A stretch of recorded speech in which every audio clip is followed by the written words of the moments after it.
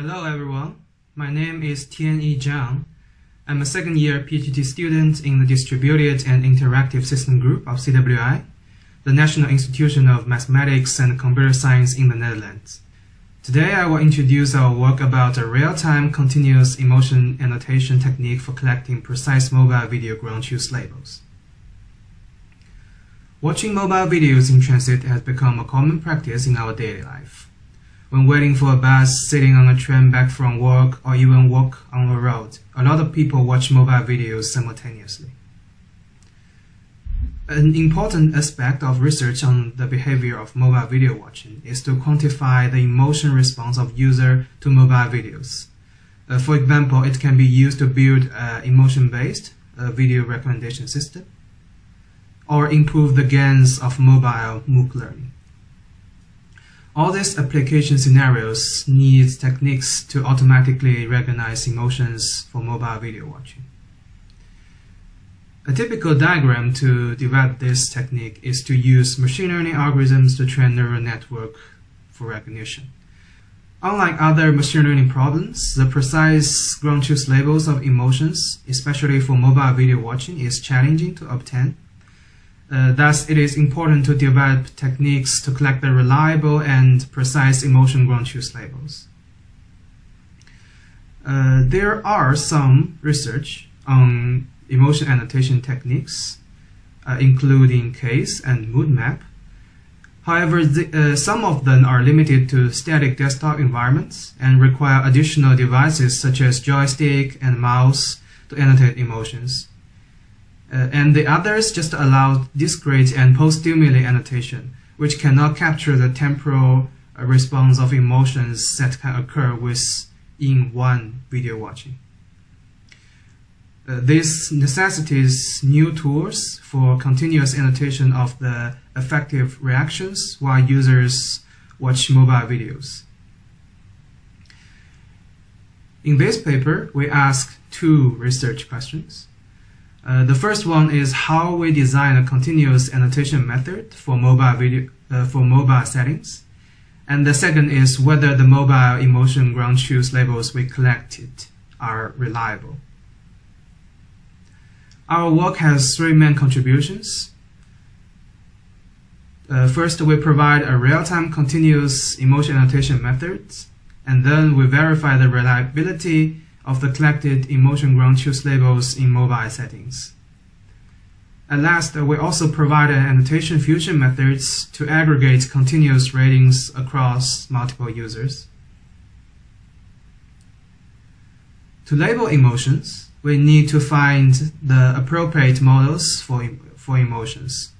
There are two kinds of models, discrete and continuous emotion models. Discrete emotion models use discrete emotion keywords such as happy, sad to describe emotions. Continuous emotion models, however, use continuous values such as valence and arousal to quantify emotions in multidimensional space. Compared with discrete emotion models, continuous models have thinner level of generality among emotions. Thus, in this paper, we consider continuous emotion models. We followed three premier design principles to design our annotation technique. The first one is we should design as simple as possible for small screen. As we know, the screen size for mobile phones is normally 3 to 6 inch. The second is annotation technique should be suitable for mobile device ergonomics. And at last, most importantly, the design should minimize the increase of cognitive load while annotation, as watching videos and annotation at the same time is a multitasking experience. The user interface, you can see here, consists of three modules. The first one is a video player for playing the mobile videos. The second part is a virtual joystick for continuously annotating emotions. And the third part is a color frame around the video player for additional peripheral feedback. The virtual joystick is designed based on Russo's second pass model. The x-axis of the joystick represents valence, and valence is whether your emotions are positive or negative. The y-axis represents arousal, that is, whether you feel low or high. The reason we use joystick-based annotation method is A, it allows for continuous and simultaneous annotation of valence and arousal, and B, there's previous research shows it can migrate the mental workload when multitasking. We also select four colors for four quadrants of the joystick based on Eaton's color system to give users feedback on which emotions users are currently annotating. And for the feedbacks, we also include gradual transparency from the original to the edge of the joystick to minimize the overlapping area between the video player and the virtual joystick.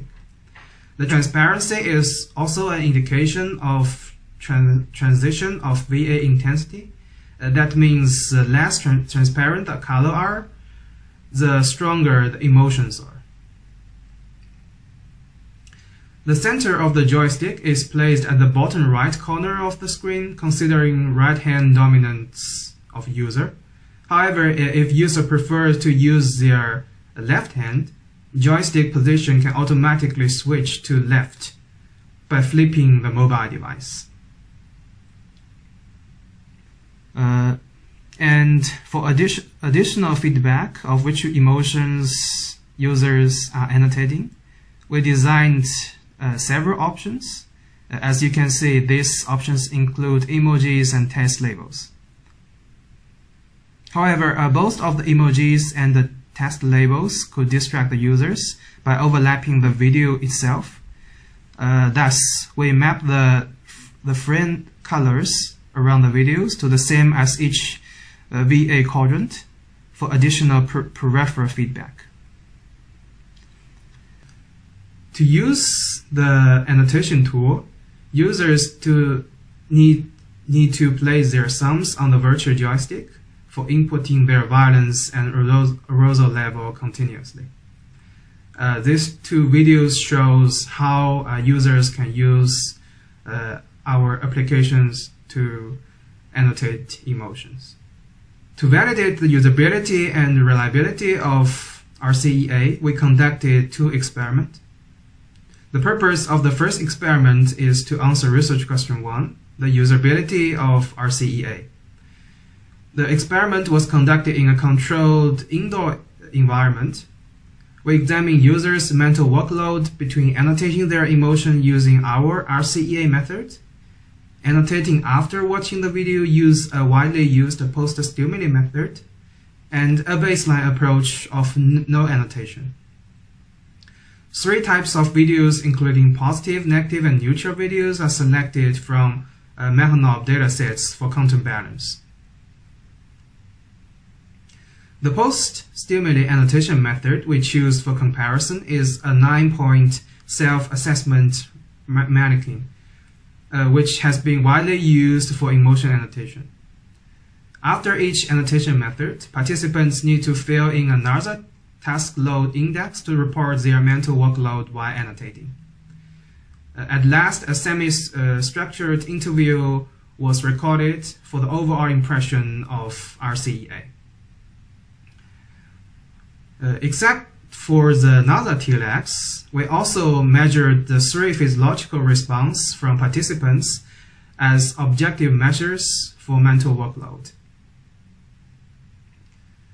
The pupil diameter was recorded using a pupil lab eye tracker, as you can see here.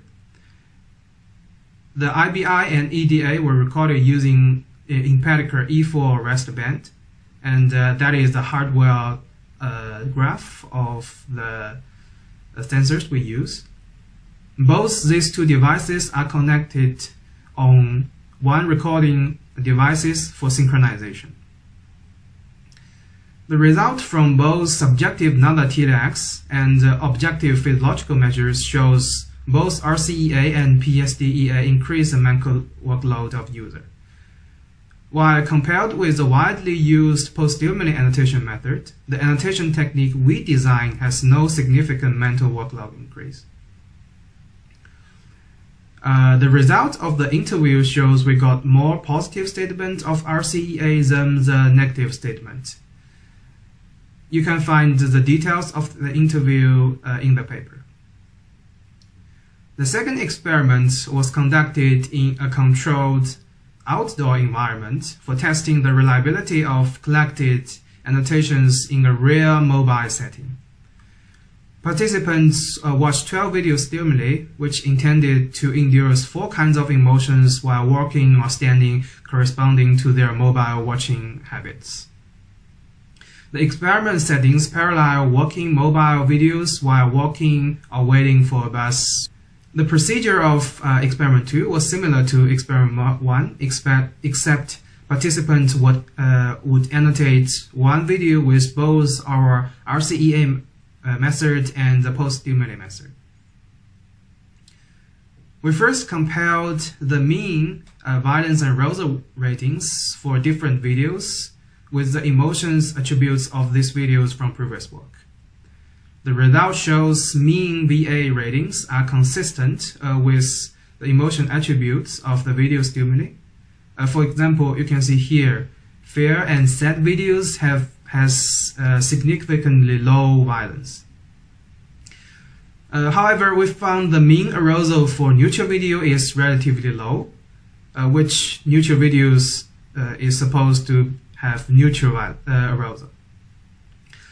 A possible explanation is the neutral videos are all long weather broadcasting videos, and users could get boring when they watch it, especially when they are standing or walking. The statistic comparison also shows mean VA ratings have no significant difference between annotations from PSDEA. That means it is possible to use a mean value of continuous annotation as the overall emotion ratings for short videos. We then compared the continuous VA ratings with emotion attributes of these videos from previous work using temporal analysis. And in general, temporal analysis is to classify the VA ratings for videos according to the temporal distribution of continuous annotations from a user. You can find the details of how we do this temporal analysis in our paper. The result of temporal analysis shows most of the continuous VA ratings are temporally consistent with the emotion attributes of video stimuli. However, we do get a classification error of 8.3% for valence and 25% for arousal. By looking at which videos were classified in wrong categories, we found some of the neutral videos are classified as low arousal and low valence, which is somehow consistent with which we found comparing the mean VA ratings. Since all the neutral videos are long weather broadcastings, user could get annoyed, that could result in low valence, or bored, resulting in low arousal when they watch these videos. And last, we proposed a fusion methods to fuse annotations from multiple users who are building ground truth labels for videos based on continuous self-report. The annotation method is the Bayesian-based weight average of different users. And we use the confidence measure metrics to determine whether the annotation from one user is good or bad. The fusion result shows most of the video are coherent with emotion attributes from previous work and also capture the temporal changes of emotions. For example, here, some of the sad videos which contain bloody scenes can make participants rate higher arousal for these segments. The fusion results for neutral videos are also similar to our previous findings, that users annotate them as low arousal. In conclusion, we designed a real-time continuous emotion annotation method, which can be used to connect the continuous emotion ground truth labels for mobile video watching. It does not incur higher mental workloads compared with classic widely used annotation method, while provides thinner level of generality. And last, thanks all for watching this video. If you have any questions or want to know more details of this work, please feel free to contact me.